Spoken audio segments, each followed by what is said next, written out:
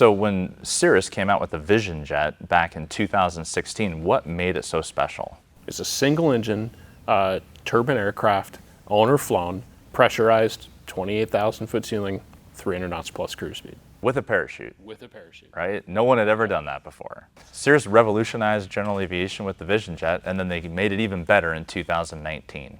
Yep. They came out with the Generation 2, obviously, to Cirrus's nature. They're always changing their product. They came out with the Cirrus Perspective Touch Plus avionics suite.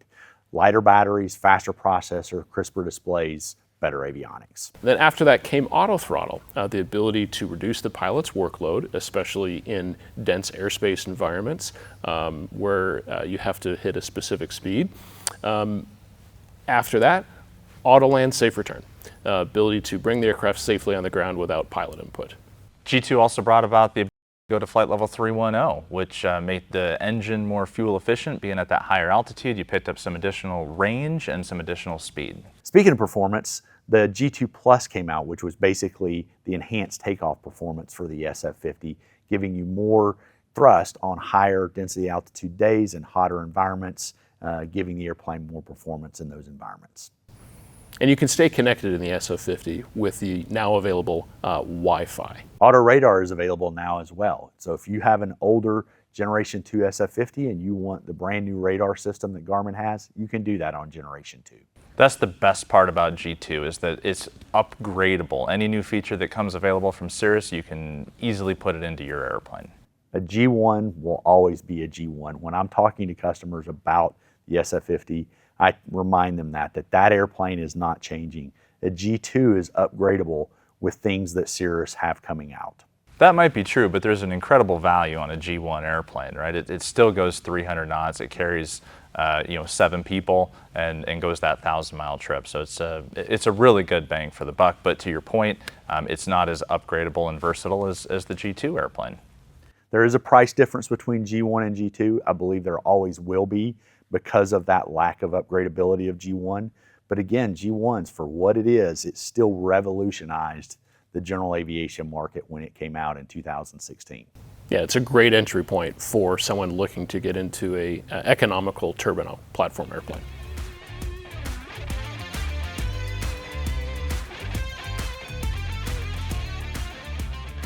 So I'm just worried about this being too big of a step for me. Is this too much airplane, or do you see a lot of people with my kind of experience going into the Vision Jet? I'd say the Vision Jet is easier to fly than the SR-22. It's bigger and heavier and faster, but it's simpler with the FADEC controls, with the pressurization that you don't have to think about climbing and descending, and all the touchscreen navigation. It really is a simple airplane to fly.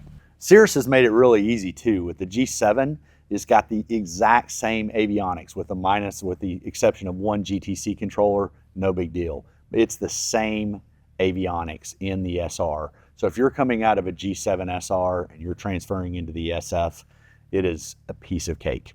Okay, what do you need to be prepared for SF-50 type rating? You need to complete all of the pre-training online materials. Cirrus has a wonderful e-learning university to help you become familiar with all the systems and limitations and how to operate your SF-50 safely.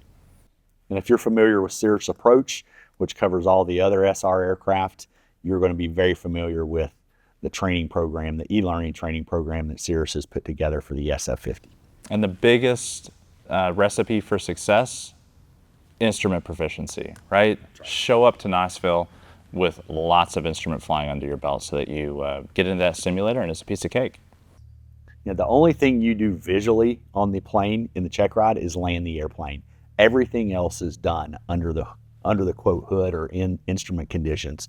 So instrument proficiency is a must. If you want to come in prepared, just go get in your SR, and it can be anything other than you can get in a G6. Just go make sure you're instrument proficient prior to coming to type training, because it's an ATP check ride at the end of the process. You're going to be better honed and skilled as a pilot than you've ever been in your life when you get through the training process in the SF-50.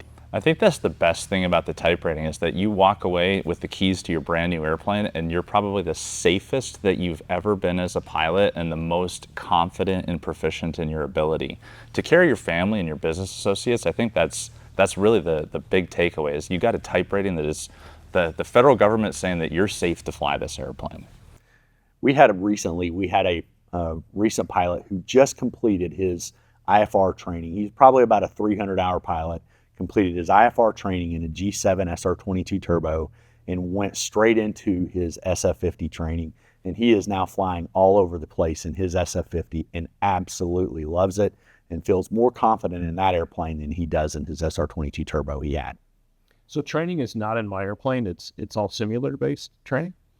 Yes, so training is done in Knoxville, Tennessee in the actual level D simulators that they have, which means you're basically flying the real airplane. It's a simulator, but it's the real airplane in the FAA's eyes. So you're doing all the training in those simulators.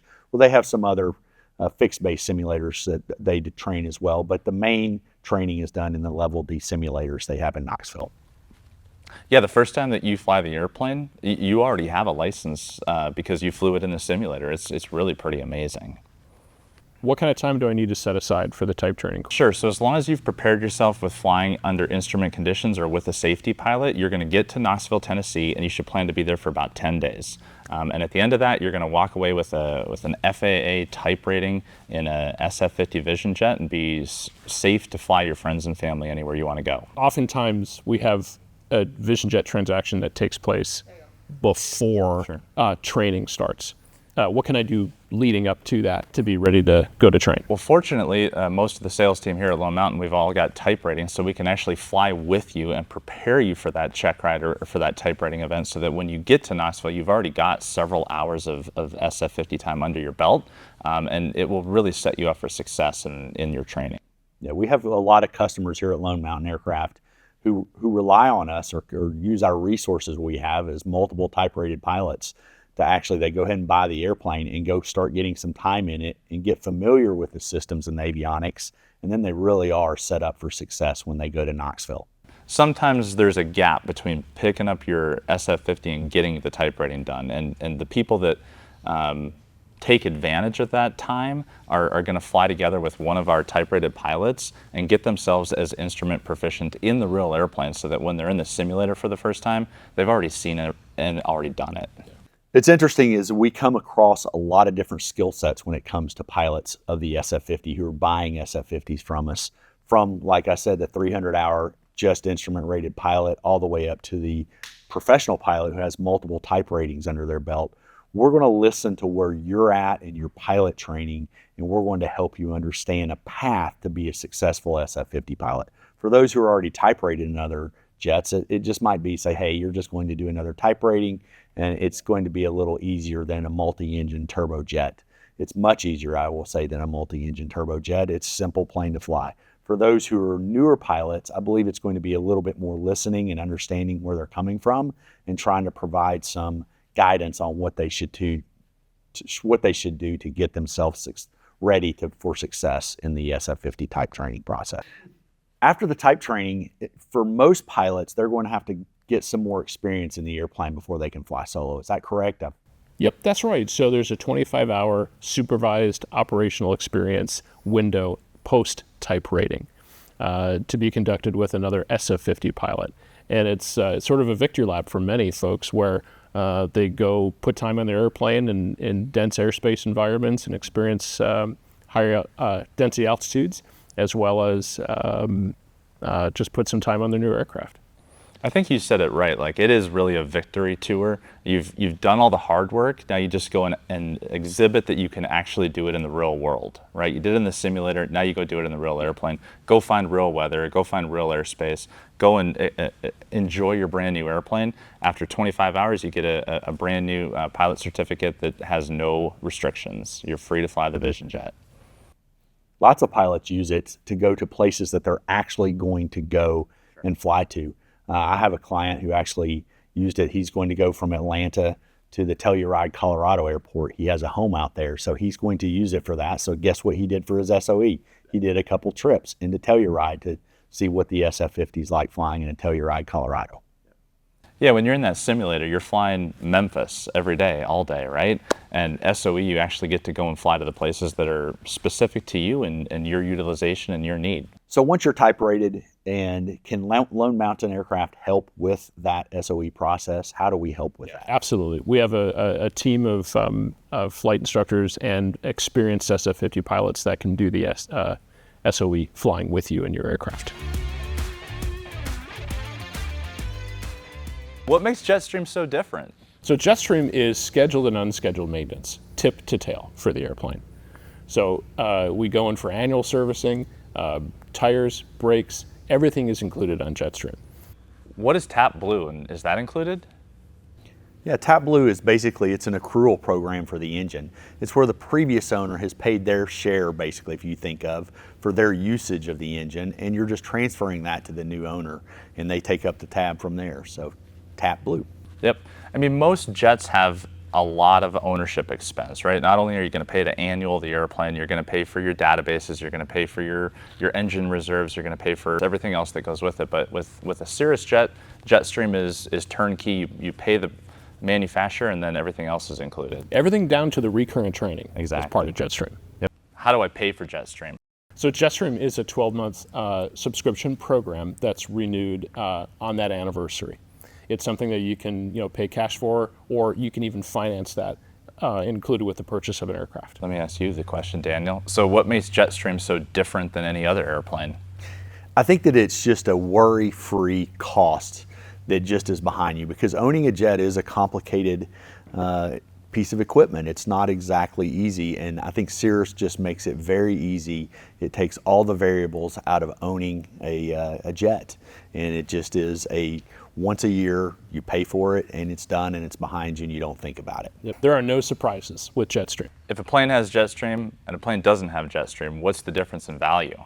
Well, what's interesting is, because it's such a value, no SF-50 out there doesn't have it. So all owners are taking it up because it's such a program, again, where you're accruing all that engine expense that you've put on the airplane, and it's transferable to the next person. So they're not worried about the number of hours that are left before hot section, the number of hours that are left before overhaul. It's all transferable to the new owner. So it's just something you just don't think about, unlike you think in piston, where you say, well, if the plane has 1,700 hours on a 2,000 hour TBO, you're thinking, oh, I've got to do something in 300 hours. You don't think that with the SF-50. Yeah, so like with the cost of ownership outside of JetStream, it's unknown, but with JetStream, it's certain what your cost of ownership is. 100%.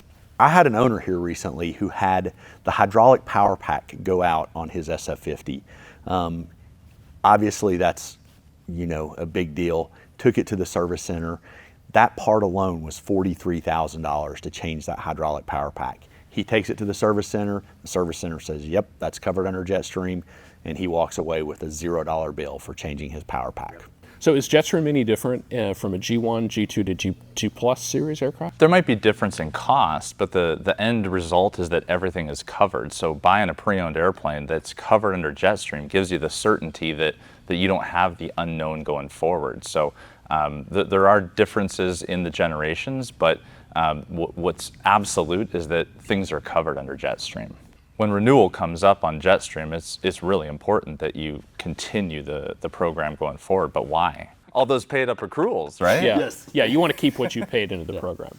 Correct, yeah. If you've got a couple $100,000 in that engine reserve, that's of significant value, and you do not want to let it lapse. That's the thing, too. You cannot get Tap Blue outside of being on JetStream. So that is something that Cirrus and Williams have worked together on, that this engine specifically is not allowed to purchase Tap Blue outside of Cirrus's JetStream program. So it's very important to keep the airplane on JetStream, because you don't want to lose, again, if you have a 1,500 hour motor, that's almost half its life. You're saying, well, I don't want to lose the accrual that's already paid up for the previous owner's usage of that engine. I think that's the biggest benefit of JetStream, is this a single source solution, right? Every other aircraft manufacturer, you got to figure out an engine program, you got to figure out your airframe program, you got to figure out databases, you got to figure out recurrent training. This is like a one-stop shop. You go to Cirrus, pay the JetStream up, everything is included. Most aircraft need a professional aircraft management company. Other jets, you really don't need to own it and do it yourself. You need someone watching when the inspections are due and what's coming due. And the Cirrus does really make it simple in the fact that it's just an annual inspection with a simple 100-hour inspection if you are flying more than 100 hours a year in between, and you just keep track of that, and it makes it very simple to maintain this airplane.